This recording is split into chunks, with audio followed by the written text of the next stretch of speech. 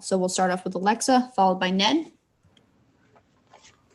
Hi, Curt. Going back to the first game of the regular season you guys played against the Aces, you had talked so much about not being able to get the disruption on defense that you were hoping to. Obviously, today was like night and day different. You were able to completely get that on the defensive end.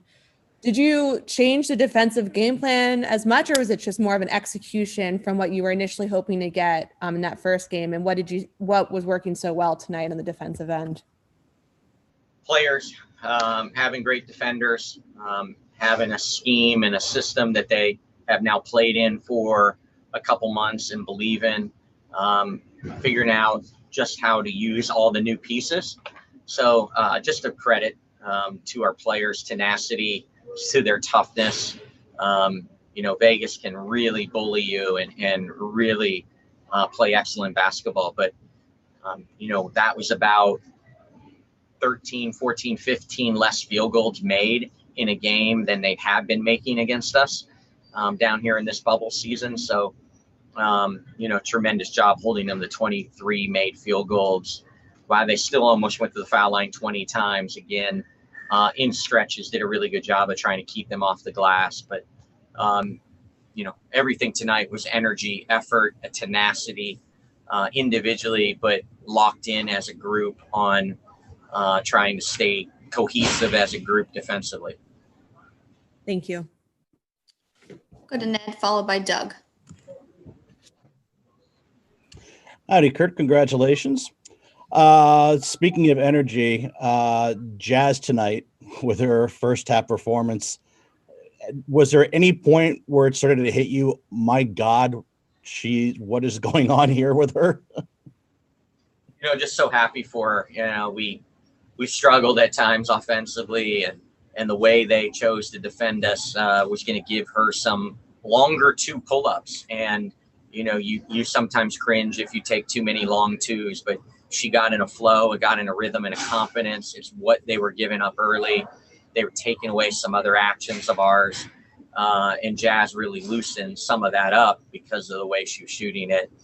And then she got into a zone. And, it's fun to coach players when they get that way. They're the best of what they do. And when they find that zone, it's really special to watch from the sideline and just kind of stay out of their way. There was I called less plays tonight than I have, for weeks. Just stay out of their way and let them feel the game. And it's fun to watch a player like Jazz tonight got into her rhythm. Thank you. Go to Doug, then to Adam. Curt, and I'm guessing some of the delays, you heard what happened about the other game being postponed because of the inclusive results. I mean, you've been through the bubble the entire year. What are your thoughts on that potentially there could be an issue right now, and obviously the most important time? Yeah, disappointed. There's anxiety for our team. Everyone's so close in this league. We've done such a great job of keeping COVID out of our bubble. Just hope that these are false positives. We have had some false positives throughout this process, but such a low percentage. I think the thing that's concerning is the multiple positives right now. So we'll just take it day by day. Afterwards we had Kathy speak to our team. We had Terry Jackson, who's head of the Players Union, in our locker room to ask questions of our players if there was any concern. Obviously, none of us knew what was going on until we got back to the locker room and players start picking up their phone. So we didn't know. So we just wanted them not to hear through TV, through social media. We wanted them to hear from the people. So we had Kathy come in and speak with our team, and then the Players Union was immediately there to talk to our players. So, that's why we're taking care of the players right now and their mindsets first and foremost before we got to you tonight. So appreciate your patience. Thanks, Curt. Go ahead, Adam, and then we'll go to Charlotte, followed by Michelle. Coach, prior to the game, you said, if we could limit Vegas bench players, if we could limit 2 of them, we'd be in good shape. You limited all of them. I mean, Jackie got hot in the fourth, but you limited all of them to 6 points or fewer. How big was that tonight? Yeah, huge.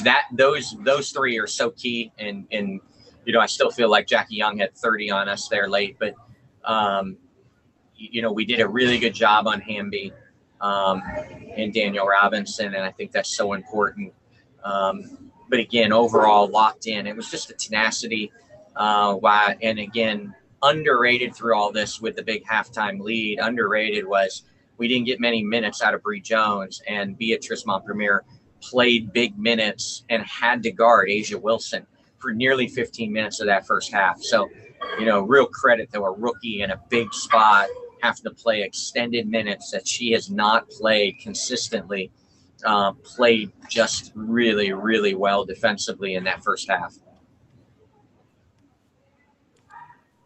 Go ahead, Charlotte. Hi, Curt. This is Charlotte. You mentioned kind of just letting the team take over and not calling plays or not calling as many plays as usual. Is that something you've done with Jasmine before in your years with this son, or do you remember a game that's happened? Yeah, you always balance it at this level. What the players feel, who's hot. They're talking in huddles out there. So players can trump a coach's call at this level, and you're perfectly happy with it. They look at you and need plays at times. You are adamant as a coach that, they're probably not seeing this, so we should take advantage of this. And that comes with trust, experience with your point guards. I got two really, really smart little guards that call plays between Breon January, despite her limited time with us, and then Jasmine. And then Alyssa Thomas is off the charts smart, X's and O's wise. So, you just really trust them that in moments too, you give them the freedom to call some plays and what they're feeling. And you don't have to micromanage the game at this level as a coach. Thank you. Michelle? Yeah, Coach, it's sort of a rough night for DeWanna shooting wise, but she was doing other things, rebounding, playing defense, had some assists. Do you feel like she, even though she had wasn't hitting shots we normally used to seeing her hit, that she found other ways to impact the game? Absolutely. We couldn't get her going from the field, but she still draws a lot of attention. That helps your offense. She was defending. She was an important rotator to rebound. Her stat line doesn't show you what it typically does some nights, but she's still so important to what we do. Got a lot of deflections. Just her length was a problem at times for them around the rim. So, she didn't score real well tonight, but she had a really important game for us. Okay. If no one else has one last question, we'll wrap it up and you can head over to Bill. All right, Curt, you're all set. Thank you.